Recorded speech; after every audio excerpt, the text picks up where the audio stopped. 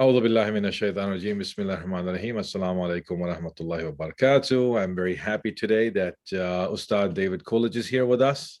I want to introduce him a little bit before having him talk a little bit about his journey to Islam, and particularly to the school of the Ahlulbayt alayhim salam, and then some of his academic interests and the work he has done. So Ustadh David is currently a PhD student at the Graduate Theological Union in Berkeley. And from 2008 to 2013, he worked as a Muslim chaplain, first at Dartmouth and then at Brown universities on the East Coast. Then he also taught some undergraduate courses at New York University. Ustadh David has also served on the boards of different American Muslim institutions, including Zaytuna and Taleef. And his journey to Islam began in 1998 when he accepted the Deen. And then in 2004, he got married. So Ustadh David, Assalamu alaikum wa rahmatullah. Wa alaikum salam wa rahmatullahi wa barakatuh. Thanks for having me. Alhamdulillah. Thanks for making some time to share something about your own personal journey to Islam. You know, the month of Ramadan is approaching us very soon. And fasting is something that is completely unique for so many days to our deen and to our faith. So just for us to know a little bit more about your personal journey and your wonderful book that is available at Amazon, The Beautiful Surrender. I will add a link down on this video once we upload it to this book. So I'd like to know a little bit more about what you feel are the highlights or the main turns in that journey that brought you to Islam, and particularly to the school of the Ahlulbayt. Well, it's a lot of years packed into a few minutes of highlights.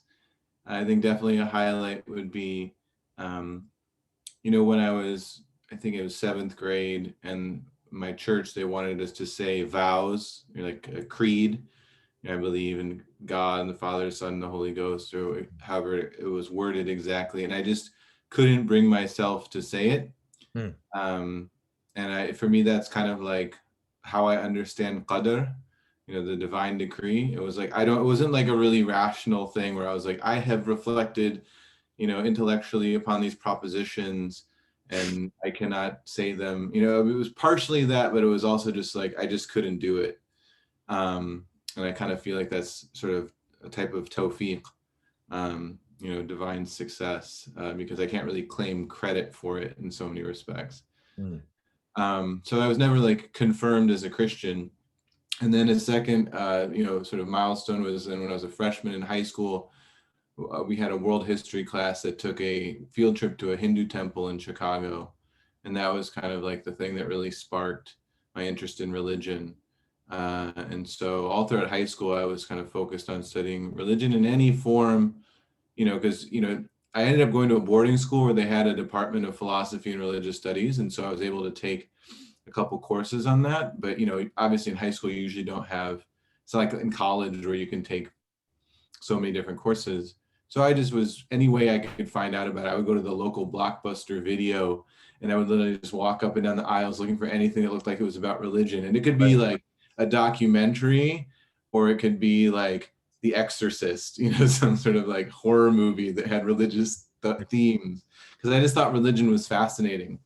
And I think, basically, to make a long story short, studying religion that way, just kind of as an outsider, as like a sort of secular humanist, late 20th century American kid who was really, whose real religion was probably skateboarding and, girls, that religion, was this kind of human phenomenon that I was looking at the outside. But I kind of instinctually after a time understood that religion was anything that tries to answer ultimate questions and then mold your life according to it. So, the classic example is people say communism is a religion, right? Because the whole idea is that communism has a whole story about what human life means. And therefore, because this is what the story of human life is, you should behave this way, which is, join the Communist Party and foment revolution or whatever the case may be. It has nothing to do with God or angels or Brahma or, whoever else. Right. It's just, it's a story and then a way of life that's related to that story. So I mean, now I look at someone like Allama Tabatabai, a famous, philosopher and Quranic scholar from Iran in the 20th century. And he talks about everyone having a deen, right? This Arabic word deen, which is usually translated as religion, because everybody is given a life and then has to do something with it. So everybody has this story in their head of what their life means and then behaves accordingly in pursuit of what they think the best you can do is, right? So one person's deen may be atheistic, and so they're just trying to maximize whatever experiences they can have here on earth for the 60, 70, 80 years they suppose they may live. Whereas another person may believe in a life after death and therefore behave in different ways. So, I mean, now I have like a vocabulary, Right. to describe that.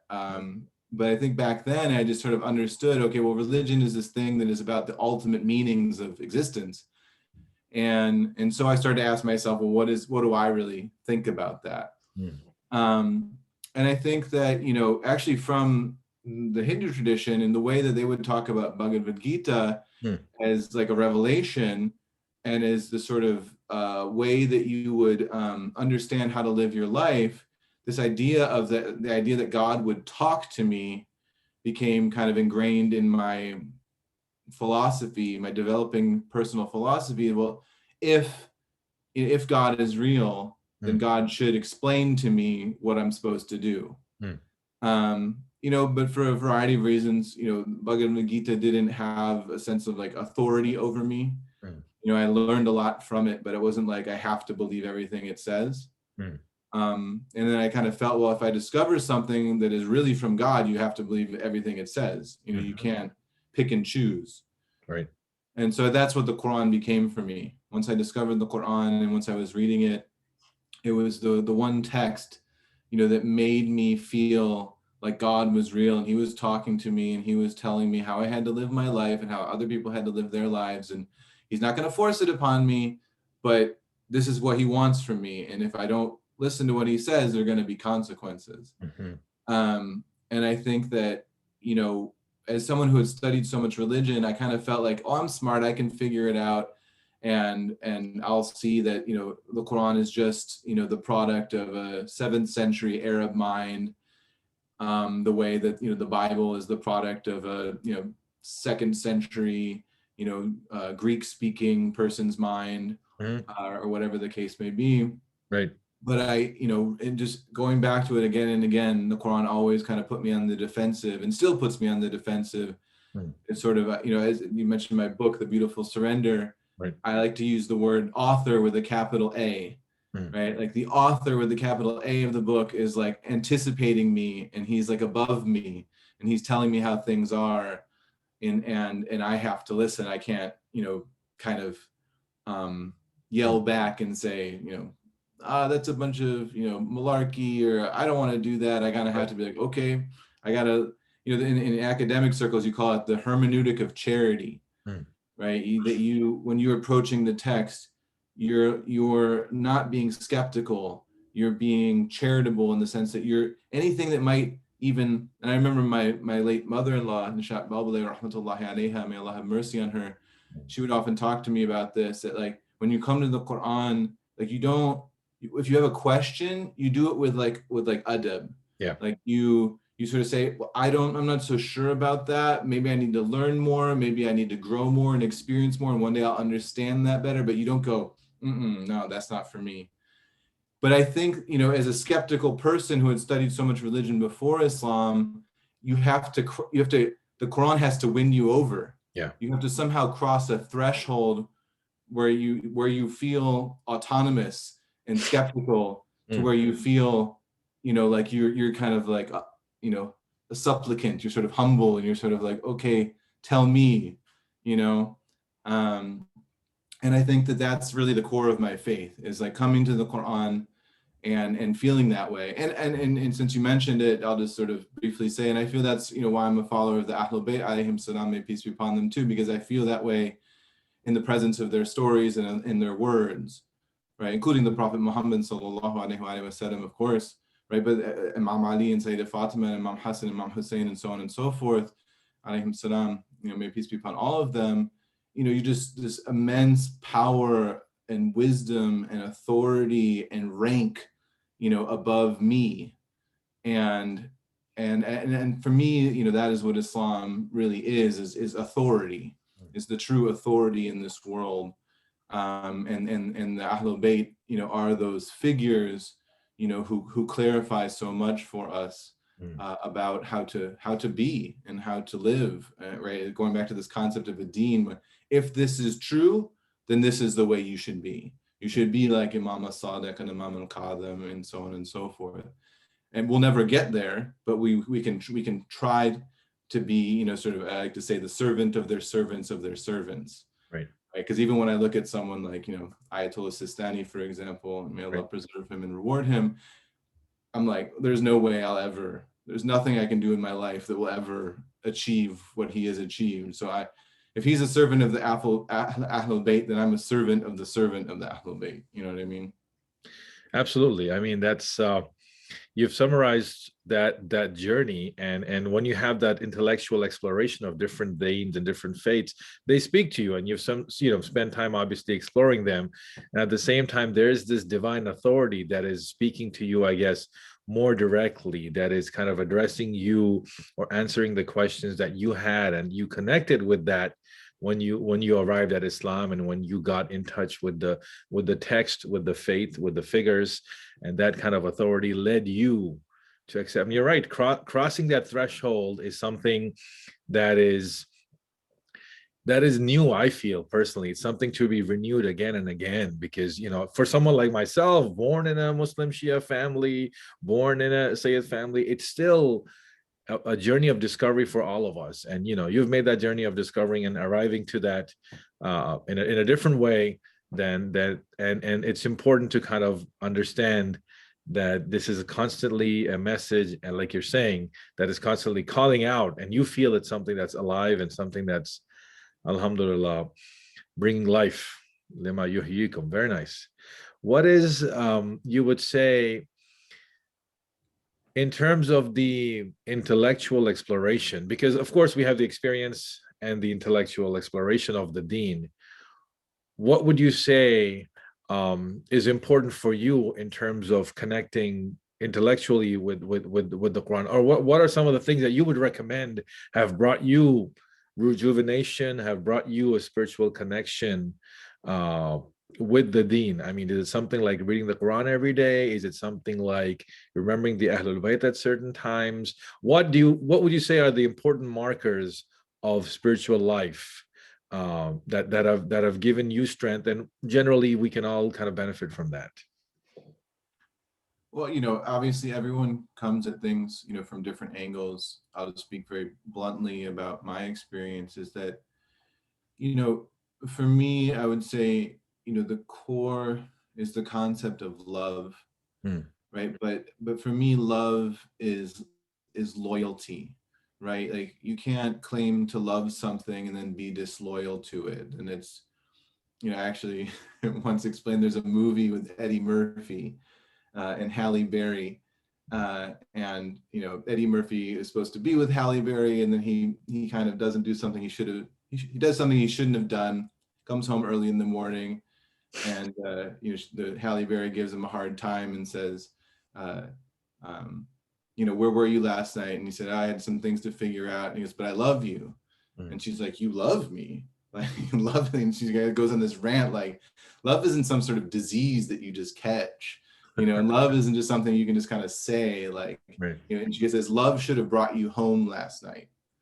And like, I don't know, for some reason that is like I saw this movie when I was probably 12 or 13. I have no idea.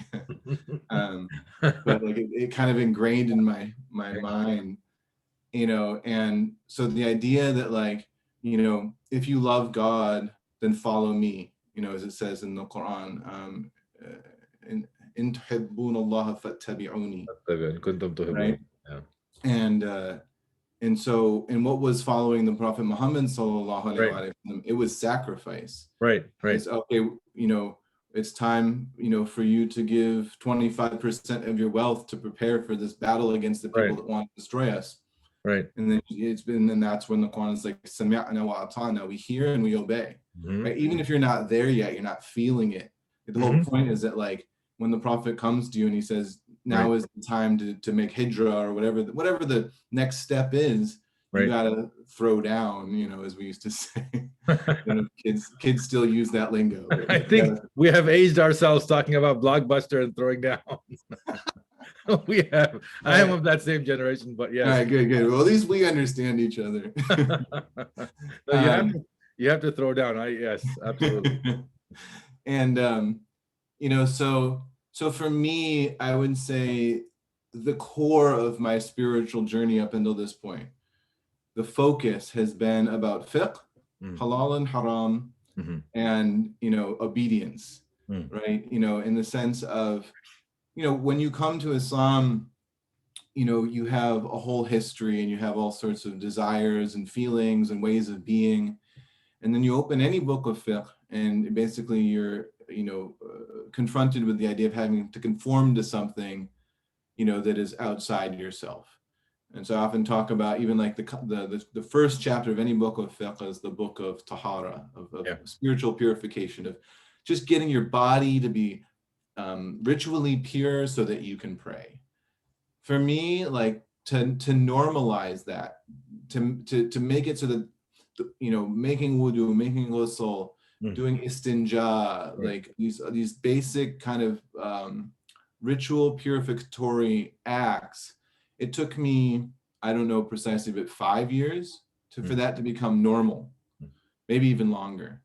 Maybe it took me a certain number of years just to like kind of become compliant to those rules. Right. But then a number of years after that, till it became normal, till it became, part of my habits, my ada, right? Like there's this famous statement that actually some people usually attribute to the Buddha. But you find it often in Islamic circles about like, watch your thoughts because your thoughts can become your intentions, and watch your intentions because your intentions become your actions, and watch your actions because your intentions becomes your deeds, and watch your deeds because your deeds become your destiny. We are, yeah. And so I think that summarizes it, right? Is that I had to go through a process of even bodily transformation to learn how to sit in the prayer. As people have probably seen, like sometimes converts, they come to the masjid for the first year or two, and they're like in jalsa, when you're in the sitting position, they're like kind of haunched up, because they've never sat that way where their legs are tucked underneath them. So it took years for me to like change my tendons and my muscles so that I could sit properly in the prayer, and it felt normal and comfortable. And then there's many other things, right? Like obviously avoiding the haram. Obviously grew up in a culture where alcohol was normal. So, getting that out of my life, but not just getting that out of my life in terms of not doing it, but getting it out of my life in terms of the desire to do it, right? Because it's one of my favorite hadiths. It's in the 40 hadith of Nawawi. It's la yu'minu ahadukum hatta yakuna hawahu taba'an lima ji'tu bi. That none of you will truly believe until their desires are following that which I have brought, or in accordance with that which I have brought. So if the Prophet's saying don't drink alcohol, outward obedience to not doing that is one step. Right. Transforming your inner desire that you don't even want it anymore, right? So that if tomorrow God said you could drink, you'd probably be like, it's not for me, And so I think that that process has so many layers, and it's one that as a convert is incredibly committed to, because of, I guess, maybe the assumption that I wouldn't be a real Muslim until I was at least within the bounds of the Sharia. Like, let alone like I could write commentaries on Bukhari and Usul al-Kafi kind of thing, right? Let alone I could be a hafidh of Quran, or write a tafsir of Quran, or these higher levels of achievement that it's like people that write tafsirs of Quran in most cases probably memorized the Quran when they were 9 years old, never did something like outwardly haram in their whole life. If they did, they probably hid it and were guilty about it for the rest of their life. you know, studied for 20 years in the madrasa or the hawza or whatever. And then when they were 60 years old, they spent 10 years writing a tafsir of Quran, like, you know, for an hour or two every day after Salatul Fajr or whatever it was, you know, like these kind of stylized representations of piety and scholarly kind of authority that we're used to. So how is someone like me going to ever achieve that? I'm not, right? But what I can achieve is what the standard is that Allah set for all baligh males, right? I'm a male, I'm baligh, right? It doesn't matter that, you know, you're Indian and I'm American. It doesn't matter that this person's black and I'm white. It doesn't, you know, in the fiqh, I'm baligh, I'm mature, I'm a male. And so therefore, and I remember I realized this, every day for the rest of my life, I will have a meeting with God in my schedule somewhere between 4:30 a.m. and like 6:30 a.m. Right. There's no days off. No days off. And, you know, I think when it hit me, it was like later in my life, I was like, I will never, ever sleep in ever again. And I have to be cool with that, you know? And I mean, obviously you can go back to sleep after Fajr, but as someone who didn't have to do that when I was, you know, 14, 15, 16, 17, you know, I had the experience of going to bed at 2 a.m. and sleeping soundly until 11 a.m. And that just being totally normal. And, you know, Islam disrupted that. And I kind of, you know, it frustrated me for a while. And so I think that process of conforming is the one that has taken the most energy, the most sacrifice, the most kind of mental focus and discipline, willingness to be like, well, this is non-negotiable, so I have to do it. So I have to change all the parameters of my life, however much I need to do in order to do that. You know, I'll relate this to the example of the Ahlulbayt as well, is that, you know, for example, in my first series of majalis of Imam Hussein alayhi salam, led by Sheikh Fayaz Jaffer at NYU and put together by Naki Haider, who had this program called Muharram in Manhattan, that, you know, as the first time attending it, you know, and I had been Muslim for, I don't know, 13, 14 years at this point. I'm not quite sure. I have to go back. I was deeply affected by the idea that Imam Hussein was not only that kind of archetypical pious scholarly person that I just, you know, gave an example of, but he was above that. Whether you're Sunni or Shia, he was the grandson of the Prophet sallallahu alaihi wasallam. He was a person that understood Quran, fiqh, hadith, whatever, better than any Maulana that exists today. You know, in any community, any murshid, any peer, any whatever title you want to give a person, Imam Hussein was above them. He was, you know, Sayyid Shabab Ahl Jannah. He was a leader of the youth of paradise. Right now, nobody living today can claim that maqam, you know, who's teaching in the masjid. And yet he was treated the way he was treated, and he had to undergo the trials and tribulations that he underwent, and he had to sacrifice and endure what he had to endure and sacrifice for, yet he was who he was. I felt ashamed of every time I had felt like I had made a sacrifice as a Muslim. Like when I was hearing these stories for the first time in Majlis, I was so ashamed that I had ever been like, God, I've done so much for you. It's so hard. Make it easier for me. You know, people don't understand the struggles that I've gone through, to like be a Muslim and be in conformity with Sharia and so on and so forth. Right. And all of a sudden, like you're hearing about what Imam Hussein went through. And I was like, there's nothing I will ever do in my life that will even be a drop from the ocean of what he endured for the sake of Islam. And yet he was who he was. And that whole realization reordered my entire conception of myself and of what like I had gone through. Sorry, my that's okay. My nephew's trying to call my son to play video games. It looks like. But that transformation is you know, it's like extraordinary that the Sharia, the law, and the rules and the teachings are there to not just for us to kind of just perform the action and stop, but it is iqrar bil lisan, it is you know, confession with the tongue, and also knowing ma'rifatun bil qalb, knowing with the heart. It is and that is what you That is what is leading you into that spirituality, and to be able to transform your hawa and your nafs in such a way that it is now compliant with the prophet and does not desire what is not to be desired. I mean, that's a lifelong journey, right? That's a spiritual journey. That's something to aspire to, and certainly Imam Hussein alayhi salam and his companions are examples of that, are examples that they desire Jannah, or they talk to each other about being in paradise together. Um, on that day of Ashura, when they know that this sacrifice is looming over them, that is something I think spiritually we can all try to gather around and try to see how has our faith transformed ourselves. That's amazing. That's amazing to hear. Yeah. Wow. We have a few minutes. So I want to briefly kind of switch tracks and talk about what I find fascinating, being South Asian myself, is that relationship between Hindus and Muslims, the arrival of Islam in India, the arrival of a Abrahamic monotheistic religion in a place which is anything but that.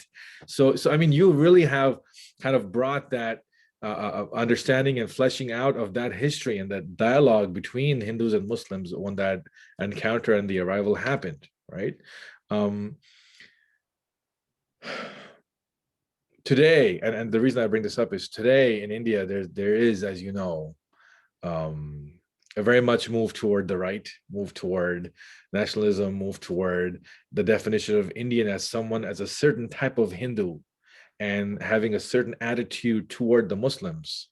They're outsiders, there's nobodies, they're invaders, what can that history tell us about disrupting that narrative that is being pushed so much culturally and religiously in so many places, sadly? I think what you said at the end there is really important, which is that it's not just India, it's so many different places. The sort of defining of a certain place and the government that is associated with a certain place as sort of rooted in a particular identity and kind of for a particular identity. And in America it might be like white Christians. In India it might be Hindu. In Saudi Arabia it might be Sunni. Right. There's different ways in which this gets played out. And so everyone has, like, not everyone, but many large countries have what we might call a minority problem. Especially when that minority is somewhat sizable, 5, 10, 15% of the population. In the case of Myanmar, you have what happened with the Rohingya people, sort of basically being pushed out because of their difference. And so it's something that is kind of all over the world in these different instantiations.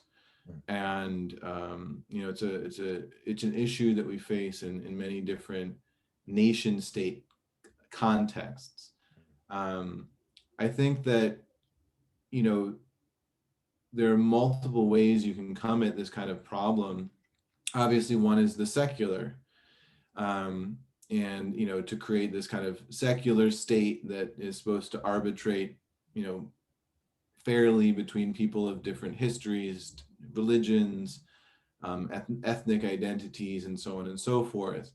But obviously secularism is not a neutral category, right? Just because something is not secular, or is sort of officially secular, doesn't mean it doesn't necessarily privilege certain types of people or certain types of behaviors or certain communities and so on and so forth. And then you have other ways of negotiating that difference. For example, even in Muslim thought in the 20th century in particular, at least from my readings, like a huge effort was made to sort of think about Islam as somehow something that could deal with difference.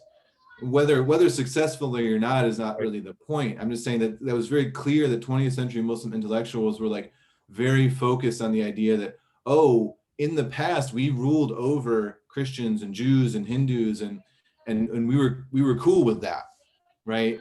And we need to revive that kind of history of where if Muslims happen to be on top in the sort of socio-political order, they rule in a way that in many respects was for the 20th century Muslim intellectuals was meant to be a kind of equivalent to secular pluralism, right? And this was because especially the idea of creating some sort of Islamic republic or Islamic state, this idea, right, that we can do it in an Islamic way as well as, the British do in their more secular, constitutional monarchy way or whatever, because it was almost understood that, if you wanted to live in a place where there was a lot of, different types of people and things were going along more or less okay, obviously one could challenge that statement, but you look to a place like London, and London was very multi-ethnic, multi-religious, right, people could claim their different,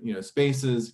And so 20th century Muslim intellectuals were sort of thinking to themselves, oh, how can we posit Islam as a sort of equivalent to this type of diversity and pluralism? right. And so that attempt to recover that Islamic past of diversity and pluralism was really quite prominent in the 20th century.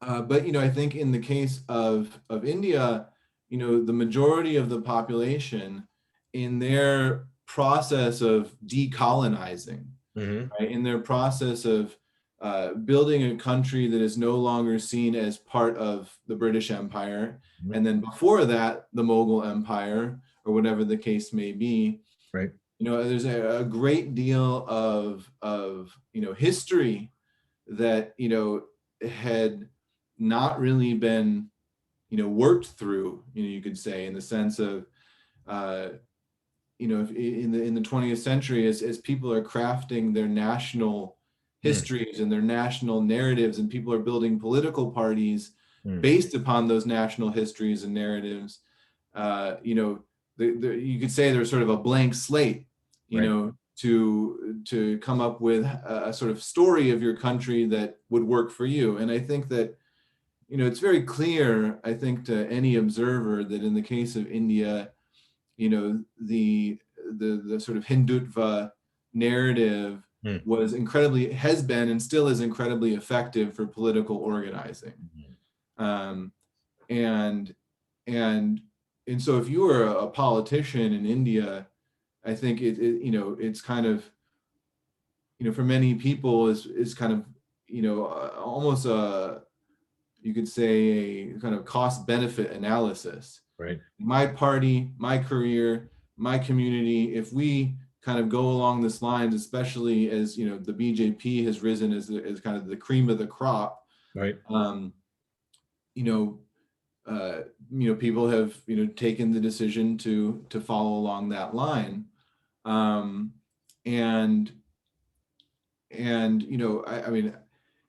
an outsider to India. Right. So in my scholarship, I try not to talk too much about India itself, but more about Hinduism as a global phenomenon now, because, for example, Hindus growing up in the United States have a very different experience than they do. Growing up in Bombay or wherever the case may be. Yeah. And so, but I think that, for example, you can't disassociate the rise of the BJP from the rise of the more intensive form of capitalism, that has taken over from what many perceive as sort of the failed socialist model under the sort of leadership of the Congress Party. And so, that kind of, intensive capitalist competition, right, I think is also a huge part of it. Yeah. Right. Because then, for example, I was just reading a book just about Bombay earlier today, and it was talking about how after the 92, 93 riots, that there was, even though things had settled down in terms of, violence, it was now becoming normalized in Bombay, and specifically it was talking about Bombay, for Muslim businessmen to just not get contracts from Hindu companies, or to be asked to pay almost like an extra fee. If we're going to take you on, you're going to have to pay, more than the person from my community, however that we and us is decided. But the idea is whether it's Hindu Muslim or Gujarati, Gujarati, Maharashtrian or whatever the way in which that identity was conceived. But the point was that after that time period, it became more normalized in Bombay for people to just sort of economically disenfranchise Muslims, not out of some sort of systematic program, but just okay, we're all fighting for the fruits of the new capitalist economy, and I'm going to empower my community, however I can see my community first and foremost.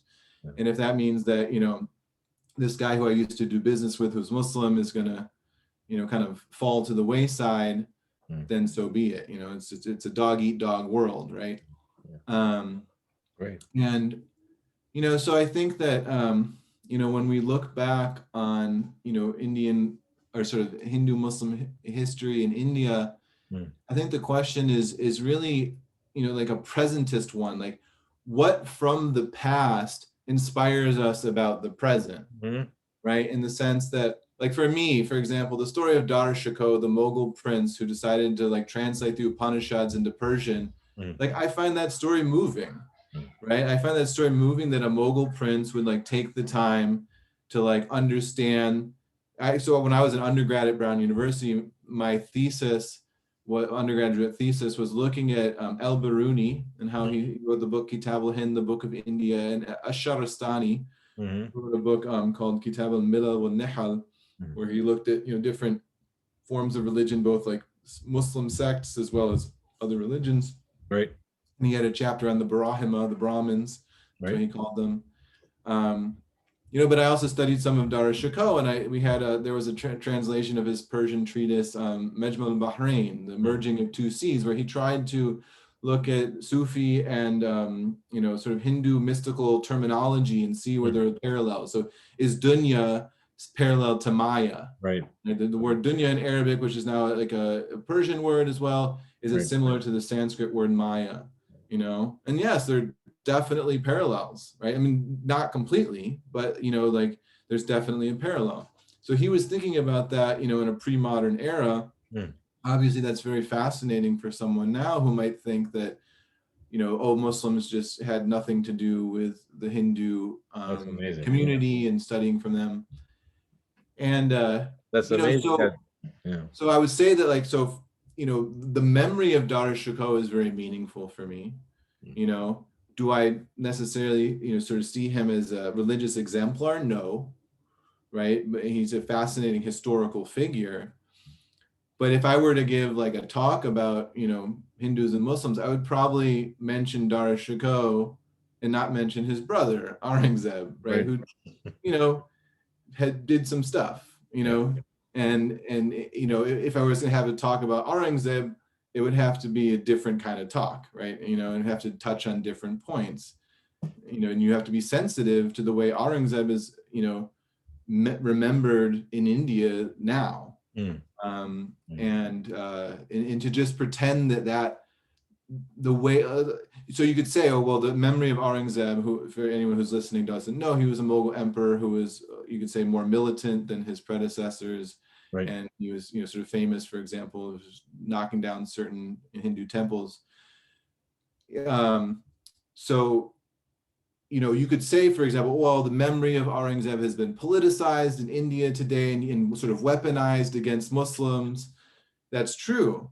But it's also true that he did do some stuff that Hindus remember, and you have to be cognizant of that. It'd be like, I mean, there's always a difficulty in these parallels, but it's like, if in America, like if you're on the left, you remember Andrew Jackson as someone who was like pretty brutal towards slaves and pretty brutal towards indigenous people, right? He's the person who forced even though he overturned the Supreme Court ruling to force the Cherokee to leave their lands. Right. And if you just say, oh, he was the hero of the Battle of New Orleans and one of our presidents, and you don't tell the other part of the story, like you're not being sensitive to the way he's remembered by other people.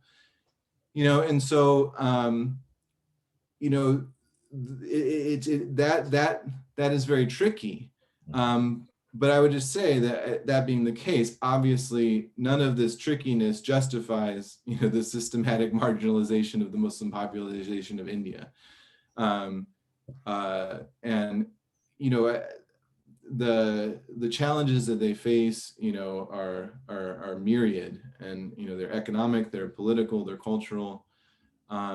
You know, and I do pray that somehow those work that I do in my little ways is somehow positively impacting that. But as someone who lives outside of India, you know, I recognize that, you know, I'm sort of on the periphery of that, right? I'm married into an Indian Muslim, American Muslim family. Yeah. So I'm obviously very familiar, you know, with many aspects of it, but still, it's just, when you go, even when we've gone to India to visit, it's just very clear that our extended family is dealing with a very different reality, Yeah. you know, than we face here in America. It's, you know, it's Yeah. sometimes hard to wrap your head around the difficulties that they face, and how they would quite overcome them. May Allah help them. May Allah help them. Thank you so much, Ustad, for sharing both about your journey to Islam and to the School of Ahlulbayt, and then about your academic work. Thank you so much. Jazakallah khair. May Allah subhanahu wa ta'ala accept your work and your amal, inshallah, especially as we prepare for this month of Ramadan. I mean, thank you so much for having me. Jazakallah khair. Take care. You as well. Assalamu alaikum.